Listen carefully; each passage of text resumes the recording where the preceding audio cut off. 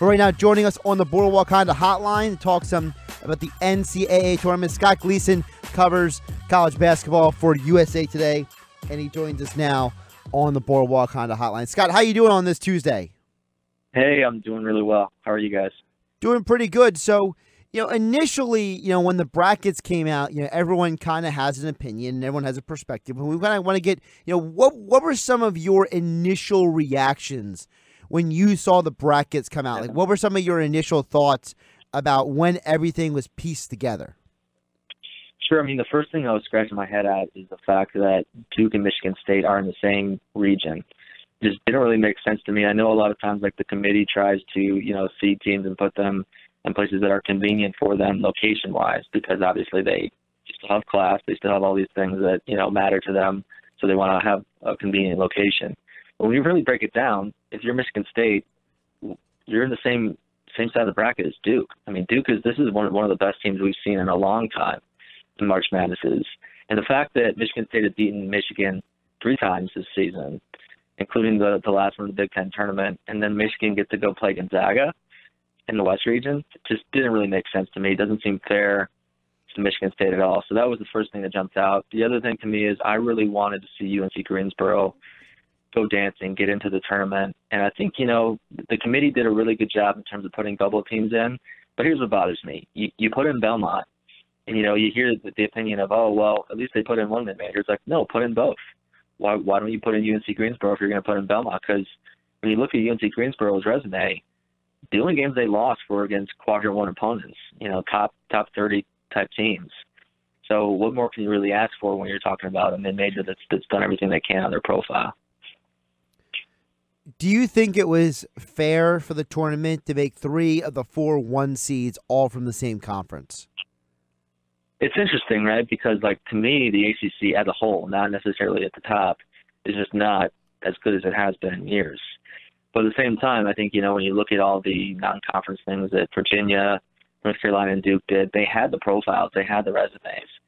To be completely honest, I thought that if you were talking about a number 2, whether it's Tennessee, Kentucky, or Michigan State jumping up to the 1 line, I think they should have been there instead of Gonzaga. As much as I think it's probably a little bit, it's wild that you got 3 teams from 1 league, but I think it really was just kind of happenstance based on what their resumes had, what they said. And what was so unique is it was very close when you're talking about like a 16, 1 seed race. And Duke, they were in contention of losing the 1 seed, right before the ACC tournament. Then Zion comes back and it's like everything's better. And remember they beat Virginia twice, so that ultimately gives them the deal breaker over a Virginia team that was very close to getting the top overall seed once again. Scott, this year especially, just the conversations, we're all having these bracket NCAA March Madness conversations now, especially since the field is set.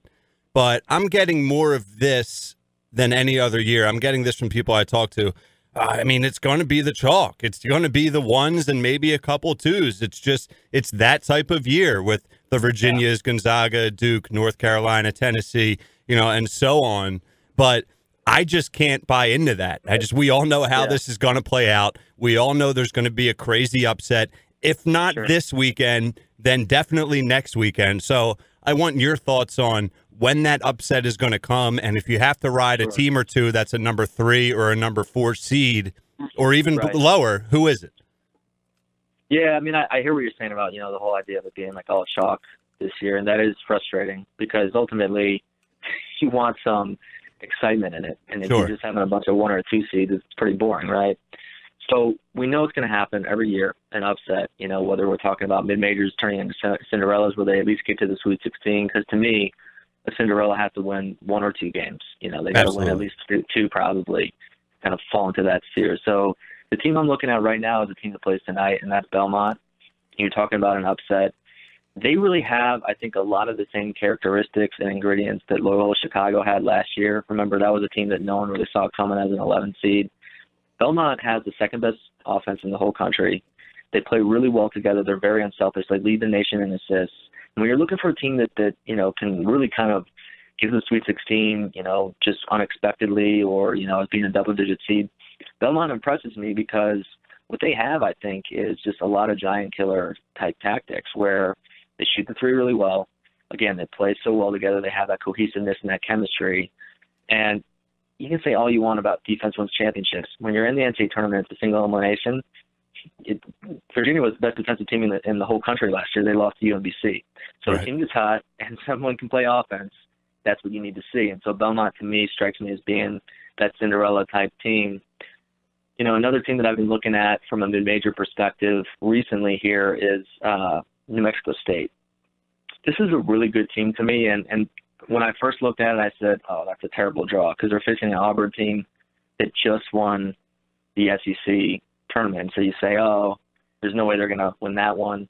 That's a little bit of the recency effect. This is one thing that happens during March Madness is you see a team win their conference tournament, and you're like, oh, yeah, they're rolling. I think you look at the matchup here, New Mexico State has a really good chance of not just winning that one, but the next one. Remember, if Kansas gets past Northeastern, which that could be a tough one for them, that's a really down year for Kansas. You're talking about they just lost their second leading scorer. It's a vulnerable Kansas team. So if New Mexico State can pull off this upset, you know, I think they could even get to the Sweet 16, and that's what we're talking about when we're looking for a Cinderella.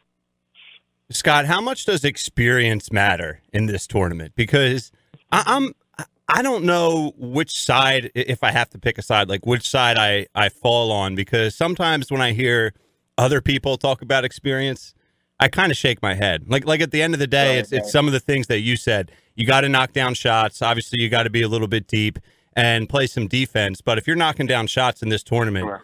I feel like, you know, you can have a knockout punch with anyone. So when you hear that experience word, like, oh, well, UNC, they got a bunch of juniors and seniors, or, you know, whatever it is, how much do you factor that in? So I factored in when we're looking at like some of the mid-major type teams, because for some of these smaller schools, it's very cyclical. The reason that they're good, the reason that they're in the tournament is because, you know, these guys have been playing for 3-4 years and they're, you know, in their early 20s, right? So like Wofford is a team to me that has a lot of experience. And it's going to be interesting to see, assuming that they win the first round, how that's going to mash up with a Kentucky. You know, because a lot of times you see these blue bloods and they're powerhouse programs because of the coaches. They're able to get these guys to sacrifice their egos and everything. But at the end of the day, they're still teenagers. And you really wonder what happens when you're going up against really high IQ, fundamental guys. People want to talk about the athleticism factor all you want. Some of these teams that pull off huge upsets, they are vastly underrated from like the athleticism standpoint, right? Like they don't really, you're talking about like 2-3-star recruits. Like these aren't 5-star guys. So that's the interesting side of it. But I'm kind of on the same page as you when we're talking about, oh, you know, the experience factor when we're looking at the top teams. Duke is a great example. R.J. Barrett, Zion Williamson, Cam Reddish, you know, Trey Jones, all those guys are playing like juniors, right? So if you want to tell me that those 18-year-olds don't look like they're mature, don't look like they're out there playing with, you know, smart basketball IQ, you have nothing coming for you, right? Like I would put that maturity or that experience up against any teams. And, you know, it's like at this point, they're not freshmen anymore. They played a whole season of college basketball. Mm-hmm. So, I mean, I think that's the thing you got to think about when you're looking at experience is like, it's relative. Are we basing it off of how old they are, or are we basing it off of like, you know, what they've done in the regular season in terms of how comfortable they are playing college basketball? Scott Gleeson joining us on the Pro Wakanda Hotline on 97.3 ESPN. Follow him on Twitter at Scott M. Gleeson for NCAA tournament coverage. Scott, I feel like there's a little bit of a disappointment for some people because there are teams like Wofford, like Belmont.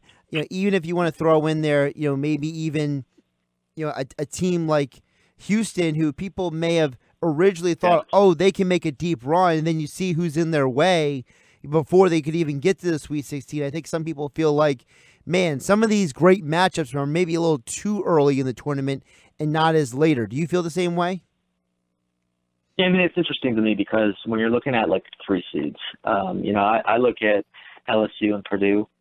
Those strike me as really vulnerable 3 seeds where they could lose and probably not get to the Sweet 16 just based on things that are going on with their program or just, you know, really not playing their best basketball and struggling with matchups that could come in the second round. When I look at the 3 seeds in Houston and Texas Tech, I feel really good about them. You know, I do share your point in the Midwest when you're talking about the Houston team that, you know, they got Georgia State in the first round and they got Ohio State or Iowa. Those are, you know, Iowa State. Those are going to be a tough out. And then, of course, you know, you face Kentucky most likely if you advance. But to me, Houston is a team that has been vastly underrated throughout the whole season. Has played really awesome basketball. The AAC really didn't get a good rep.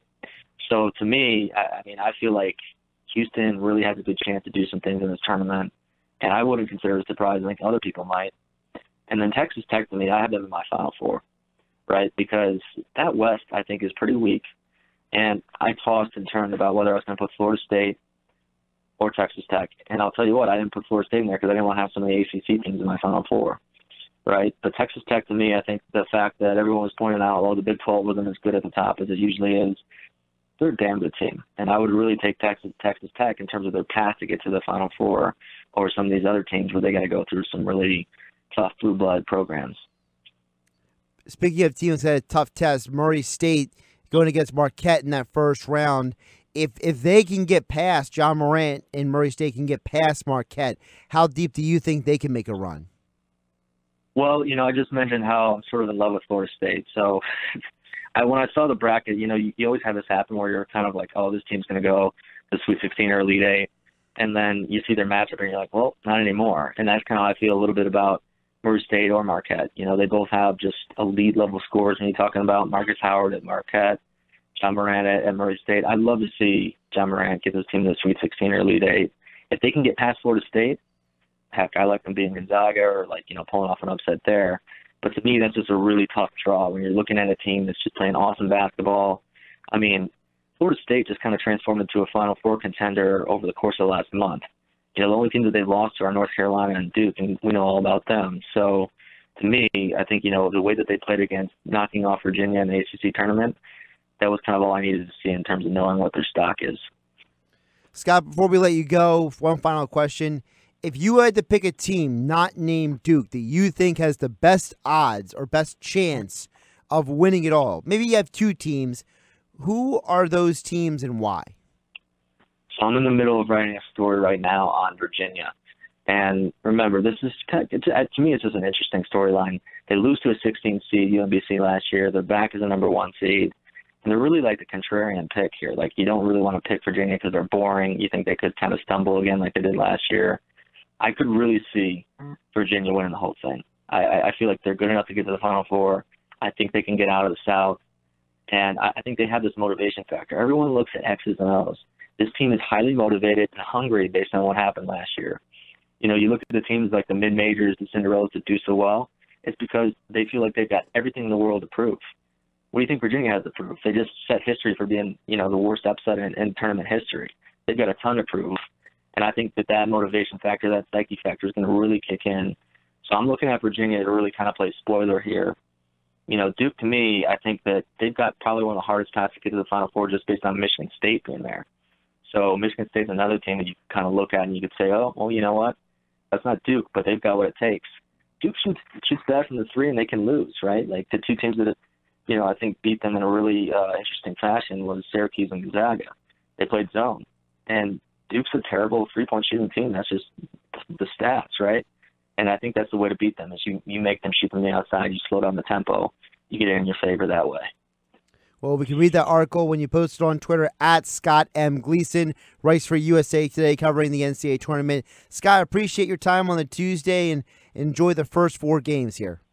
Absolutely. Appreciate it. I'll let you guys go. Take care.